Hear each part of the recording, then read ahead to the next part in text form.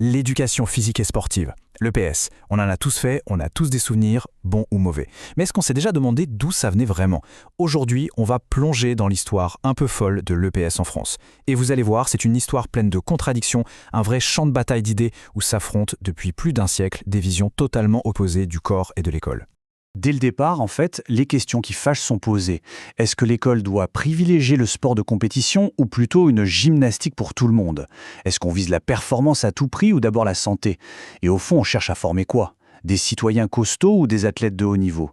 Toutes ces tensions, c'est vraiment le fil rouge de toute notre histoire. Alors voilà le parcours qu'on va suivre en ordre chronologique pour bien tout comprendre. On commencera avec les origines, l'idée du corps utile. Puis on verra la grande bataille entre les différentes méthodes et le sport. On fera un détour par la période très particulière de Vichy.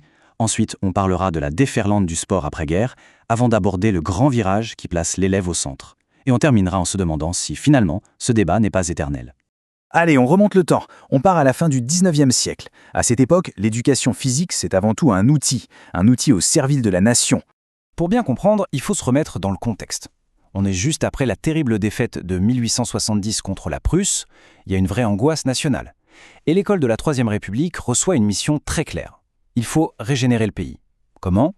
En formant des corps forts, des corps utiles, prêts à défendre la patrie. L'objectif n'est pas caché, il est militaire et hygiéniste. Mais ce qui est fascinant, c'est que même à ce moment-là, une fracture apparaît. Et c'est vraiment la clé pour comprendre tout le reste. D'un côté, on a une vision, disons, égalitariste, celle de l'éduqué physique. L'idée, c'est de s'occuper de tout le monde, y compris des plus fragiles. Et de l'autre, une vision élitiste, celle du sportif, qui, elle, est tournée vers la détection et l'entraînement des meilleurs. Cette tension va nourrir tous les débats pour les décennies à venir.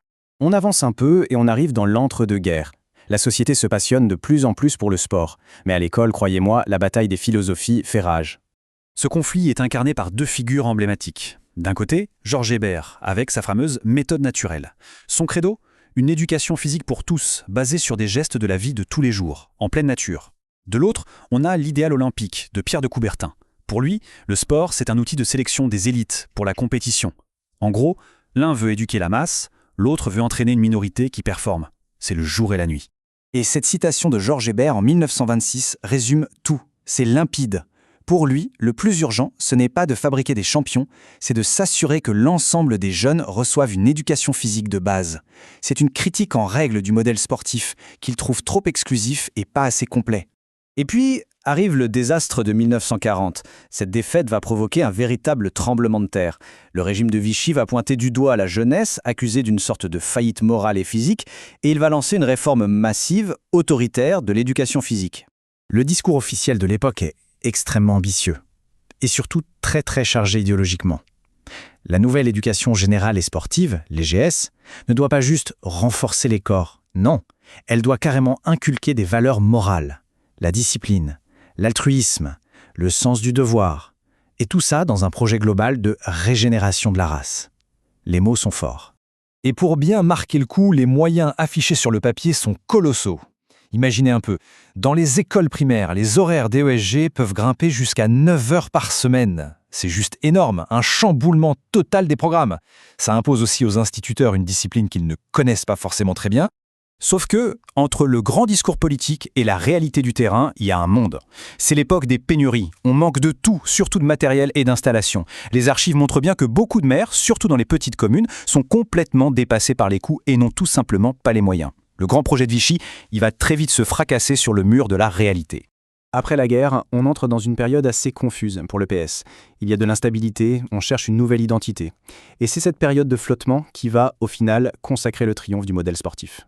Ce qui est frappant quand on regarde cette chronologie, c'est l'instabilité.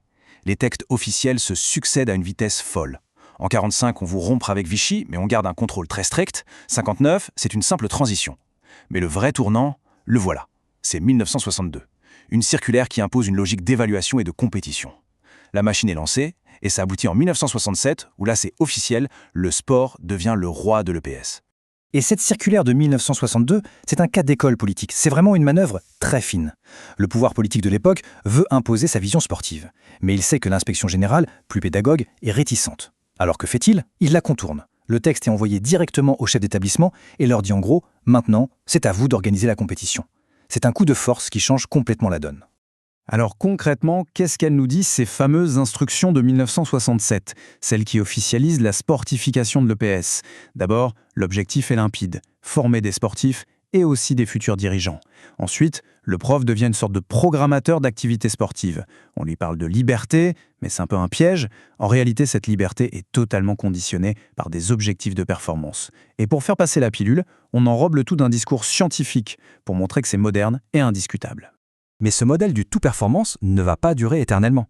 Il va même être sérieusement remis en cause. À partir de la fin des années 60 et surtout dans les années 80, une toute nouvelle philosophie va émerger. Une philosophie qui place l'élève au cœur du réacteur. Le contexte a complètement changé. Mai 68 est passé par là, et surtout, l'école s'est massifiée. Presque tous les enfants vont au collège, puis au lycée. On ne s'adresse plus à une petite élite. Du coup, l'EPS doit s'adapter. L'objectif n'est plus de formater un corps standard, mais bien de contribuer à l'épanouissement de chaque élève, vu comme un individu unique, avec ses propres besoins et ses propres envies. Et en 1981, il y a un changement qui peut sembler technique, mais qui est absolument crucial. L'EPS, qui dépendait du ministère de la Jeunesse et des Sports, est rattachée à l'Éducation nationale. Ça y est, elle est définitivement une matière scolaire comme les autres. Et ça ouvre les vannes. Les programmes s'enrichissent, on voit arriver des activités de pleine nature, de la danse, des activités d'expression. On ne parle plus seulement de performance, mais aussi de bien-être et d'éducation à la santé. Bon, on a parcouru plus d'un siècle d'histoire. Alors, où en est-on aujourd'hui? Est-ce que toutes ces tensions sont enfin résolues? Eh bien, comme on va le voir, pas vraiment. Le débat est toujours aussi vif. Si on voulait résumer toute cette histoire en une image, celle du pendule serait parfaite. Au début, le pendule était du côté du corps utile et hygiénique, au service de la nation. Ensuite, il est parti complètement de l'autre côté, vers le corps performant, le corps de l'athlète, et aujourd'hui il semble tendre vers une nouvelle position, celle du corps épanoui, en bonne santé, centré sur l'individu. Et pourtant, malgré ce mouvement de balancier, les questions du début sont toujours là, bien présentes. Comment on fait cohabiter une éducation vraiment pour tous avec la nécessité de repérer les talents? Quelle place on laisse à la compétition face aux énormes enjeux de santé? Quelle autonomie on donne aux profs sur le terrain par rapport aux directives qui viennent d'en haut? Et comment on articule ce qui se fait à l'école avec ce que les jeunes font en dehors? Ces tensions, elles animent encore et toujours le monde de l'EPS. Finalement, la grande question qui était posée il y a plus d'un siècle reste totalement d'actualité. À quoi sert le corps à l'école? Est-ce qu'il sert à former des citoyens, des athlètes, ou juste des individus bien dans leur tête et bien dans leur corps? Il n'y a sans doute pas une seule bonne réponse. Et c'est peut-être justement dans la recherche d'un équilibre entre toutes ces ambitions que se joue l'avenir de cette matière pas comme les autres.